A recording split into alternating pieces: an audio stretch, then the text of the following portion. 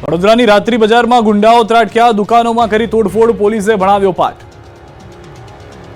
આ ગુંડાગીરીના દ્રશ્યો છે કહેવાતી સંસ્કારી નગરી વડોદરાના। અહીંયા અસામાજિક તત્વો એવો આતંક મચાવ્યો કે નાસભાગ મચી ગઈ। આ વખતે ગુંડાઓએ કારેલીબાગમાં આવેલી રાત્રિ બજારને માથે લીધી। કારેલીબાગ રાત્રિ બજારમાં મોડી રાત્રે હથિયારધારી અસામાજિક તત્વોએ આતંક મચાવતા જ નાસભાગ મચી ગઈ હતી। તીક્ષ્ણ હથિયારધારી અસામાજિક તત્વોએ આઈસ્ક્રીમ પાર્લરમાં તોડફોડ કરી। અસામાજિક તત્વોનો આતંક સીસીટીવી કેમેરામાં કેદ થયો। નાતાલ પર્વને લઈને ખાણીપીણીના રાત્રિ બજારમાં મોટી સંખ્યામાં લોકોની ભીડ હતી। તે દરમિયાન જ અસામાજિક તત્વોએ આતંક મચાવતા રાત્રિ બજારમાં અફરાતફરીનો માહોલ સર્જાયો। બનાવની જાણ થતાં ઝરણી પોલીસ ઘટના સ્થળે દોડી આવી। જોકે અસામાજિક તત્વો આતંક મચાવી સ્થળ ઉપરથી નાસી છૂટ્યા હતા। બનાવ અંગે હરણી પોલીસે અસામાજિક તત્વોને ઝડપી પાડવા ચક્રો ગતિમાન કર્યા, પરંતુ વડોદરા શહેર પોલીસ એક તરફ ગુનેગારોનો વરઘોડો કાઢી રહી છે, જેથી કરીને નગરજનો આવા ગુનેગારોથી ભયમુક્ત રહે। જોકે તેમ છતાં પણ કેટલાક અસામાજિક તત્વોને પોલીસનો કોઈ ખોફ જ ન હોય તેવું લાગી રહ્યું છે અને બેખોફ બનીને ફરી રહ્યા છે। અંતે પાટણ પોલીસ સાથે ગાળાગાળી કરનાર કોંગ્રેસના ધારાસભ્યનું સરેન્ડર, એમએલએ સહિત 22 લોકોની ધરપકડ। અંતે પાટણ પોલીસ સાથે ગાળાગાળી કરનાર કોંગ્રેસના ધારાસભ્યએ સરેન્ડર કર્યું। પાટણની હેમચંદ્રાચાર્ય ઉત્તર ગુજરાત યુનિવર્સિટીમાં રજૂઆત કરવા માટે ગયેલા પાટણ ધારાસભ્ય કિરીટ પટેલ સહિતના લોકોને પોલીસ તેમજ યુનિવર્સિટીના અધિકારી વચ્ચે થયેલા ઘર્ષણ શરૂ થયું।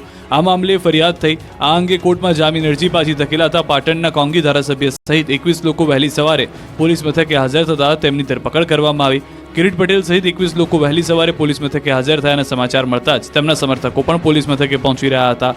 અત્યાર સુધીમાં પોલીસ દ્વારા કોંગ્રેસ અને એનએસયુઆઈના 12 જેટલા આરોપીઓની ધરપકડ કરી દેવામાં આવી અને તેઓને જામીન પર મુક્ત થયા છે। ગાંધીનગરમાં આદિવાસી વિદ્યાર્થીઓનું હલ્લાબોલ, શિષ્યવૃત્તિ ફરી ચાલુ કરવાની કરી માંગ, પોલીસે કરી ઠીંગાટોળી। કડકડતી ઠંડીમાં ગાંધીનગરનું વાતાવરણ વિદ્યાર્થીઓના હલ્લાબોલથી ગરમાઈ ગયું। ટાઢ વચ્ચે આદિવાસી વિદ્યાર્થીઓએ ગાંધીનગર ગજવતા પોલીસને હાડ થીજવતી ઠંડીમાં પણ પરસેવો છૂટી ગયો। ગાંધીનગરમાં આદિવાસી વિદ્યાર્થીઓએ શિષ્યવૃત્તિ બંધ કરવાના મુદ્દે બિરસા મુંડા ભવન ખાતે ભારે વિરોધ પ્રદર્શન કર્યું। અખિલ ભારતીય વિદ્યાર્થી પરિષદ એબીવીપીની આગેવાનીમાં શિષ્યવૃત્તિ યોજના ફરી શરૂ કરવાની માંગ સાથે મોટી સંખ્યામાં વિદ્યાર્થીઓ ભવન પહોંચ્યા હતા। પોસ્ટર સાથે નારેબાજી કરતા મામલો ગરમાયો। વિદ્યાર્થીઓના આંદોલન દરમિયાન પરિસ્થિતિ તણાવપૂર્ણ બની। અનુસૂચિત જનજાતિ માટેની મેનેજમેન્ટ કોટાની સ્કોલરશિપ સરકાર દ્વારા બંધ કરાતા વિદ્યાર્થીઓએ આ નિર્ણય વિરુદ્ધ આક્રોશ વ્યક્ત કર્યો। વિદ્યાર્થીઓનો આક્રોશ આસમાને હતો, જેથી વિદ્યાર્થીઓ અને પોલીસ વચ્ચે બિરસા મુંડા ભવનમાં પ્રવેશ માટે ઘર્ષણ થયું, જેનાથી પરિસ્થિતિ વધુ તણાવપૂર્ણ બની। ભવનના દરવાજા બંધ કરીને પોલીસે બંદોબસ્ત વધારવામાં આવ્યો હતો। ગાંધીનગર એસપીએ સ્થળ પર પહોંચીને પરિસ્થિતિ કાબૂમાં કરી, છતાં કેટલાક વિદ્યાર્થીઓ ઉગ્ર બબાલ કરતા ટીંગાટોળી કરીને અટકાયત કરવામાં આવી હતી। વિદ્યાર્થીઓ પોલીસથી બચવા ભાગતા પોલીસ અને તેની પાછળ દોડી હતી, જે દરમિયાન વિદ્યાર્થીઓએ ચેતવણી આપી છે કે જો સરકાર ટૂંક સમયમાં તેમની માંગને લઈ કોઈ નિર્ણાયક પગલું નહીં ભરે તો આંદોલન વધુ ઉગ્ર બનાવવામાં આવશે। વડોદરામાં પાણીની સમસ્યાને લઈને લોકોએ બતાવ્યું પાણી જાતે, પૈસા ઉઘરાવી ડ્રેનેજ લાઈન નાખી। વડોદરા શહેરમાં ડ્રેનેજનું કામ મહાનગરપાલિકા કરે, પરંતુ વડોદરા મહાનગરપાલિકાના પાપે ડ્રેનેજનું કામ લોકોએ જાતે પૈસા ઉઘરાવીને કરવું પડ્યું। વડોદરાના કિશનવાડી પાલિકાની ઘોર બેદરકારી જોવા મળી। વડોદરા શહેરના કિશનવાડી વિસ્તારમાં લોકો ગટરના પાણીની સમસ્યાથી પરેશાન છે। જાગૃતિ મહોલ્લાના લોકો છેલ્લા 1 મહિનાથી ગટરના પાણી વચ્ચે રહેવા મજબૂર બન્યા છે। લોકોના ઘરોમાં ડ્રેનેજના દૂષિત પાણી ઉભરાતા હોવાના કારણે લોકો પોતાનું ઘર છોડવા મજબૂર બન્યા છે। છેલ્લા 1 મહિનાથી લોકો આ સમસ્યાથી પીડાઈ રહ્યા છે। તેમ છતાં સ્થાનિક તંત્રની ઊંઘ હજી સુધી ઉડતી નથી।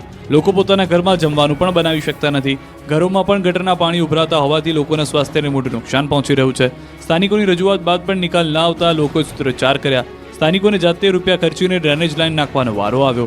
ઘર દીઠ 1500 થી 5000 રૂપિયા લોકો પાસેથી ઉઘરાવીને ડ્રેનેજ લાઈન નખાવી રહ્યા છે। ડ્રેનેજ લાઈનનું કામ પણ 6 મહિના થયા હોવા છતાં અધૂરું છે અને હલકી ગુણવત્તાવાળું કામ કરતા હોવાના લોકો આક્ષેપ કરી રહ્યા છે। પોરબંદર દરિયા કેમિકલયુક્ત પાણી છોડવા મુદ્દે રાજ્યભરના માછીમારોમાં આક્રોશ, વેરાવળ પોરબંદરના સાગરખેડુનું આંદોલન। સામાન્ય રીતે ચોમાસા અને સાયક્લોન સમયે દરિયામાં ફિશિંગ બંધ કરવામાં આવે છે, પરંતુ આજે ન તો ચોમાસાની સિઝન છે કે ન તો સમુદ્રમાં તોફાન। ગુજરાત સૌથી મોટા મત્સ્ય ઉદ્યોગ વેરાવળના સમુદ્રમાં માછીમારો દ્વારા ફિશિંગ બંધ રાખી વિરોધ કરવામાં આવ્યો। પોરબંદર દરિયા કેમિકલયુક્ત પાણી છોડવા મુદ્દે માછીમારોમાં આક્રોશ ફેલાયો। રોજગાર ધંધા બંધ રાખીને વિરોધ પ્રદર્શન કર્યું। વેરાવળ ખારવા સમાજની વંડીથી માછીમારો દ્વારા વિશાળ રેલી યોજી વેરાવળ ડેપ્યુટી કલેક્ટરને આવેદનપત્ર આપવામાં આવ્યું। માછીમારોનું કહેવું છે કે જેતપુરમાં ધમધમી રહેલી ફેક્ટરીનું કેમિકલયુક્ત પાણી સમુદ્રમાં ભળતા ધંધા રોજગાર પર ભારે અસર પડે છે।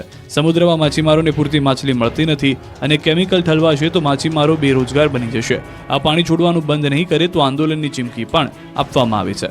આ તરફ પોરબંદરમાં ભારે વિરોધ જોવા મળી રહ્યો છે। આ પ્રોજેક્ટના વિરોધમાં ગુજરાત ખારવા સમાજ દ્વારા સમગ્ર રાજ્યના દરિયાઈ પટ્ટીના ગામો તથા માછીમારી ઉદ્યોગ સાથે સંકળાયેલા તમામ વેપાર ધંધાર્થીઓને બંધમાં જોડાઈ વિરોધ વ્યક્ત કર્યો હતો। પોરબંદર શહેર તથા માછીમારી ઉદ્યોગ સાથે સંકળાયેલા તમામ ધંધાર્થીઓ પણ આજે સ્વયંભૂ અડધો દિવસ બંધ પાળી આ યોજનાને રદ કરવાની માંગ કરી શહેરના બંદર, સોની બજાર, સુતરવાડા, બંગડી બજાર તથા માર્કેટિંગ યાર્ડ સહિતના વેપાર ધંધા સાથે સંકળાયેલા વેપારીઓએ બંધ પાળી ખારવા સમાજને સમર્થન આપી વિરોધ વ્યક્ત કર્યો. આ અંગે ખારવા સમાજના પ્રમુખ પવન શિયાળે સમગ્ર પોરબંદર શહેરનો આભાર વ્યક્ત કર્યો હતો. સેટેલાઇટ કિચન બનાવવાની યોજનાની કામગીરી તાત્કાલિક બંધ કરવા દાહોદના લોકોની માંગ. મધ્યાહન ભોજન યોજનાના સંચાલકો દ્વારા આવેદન.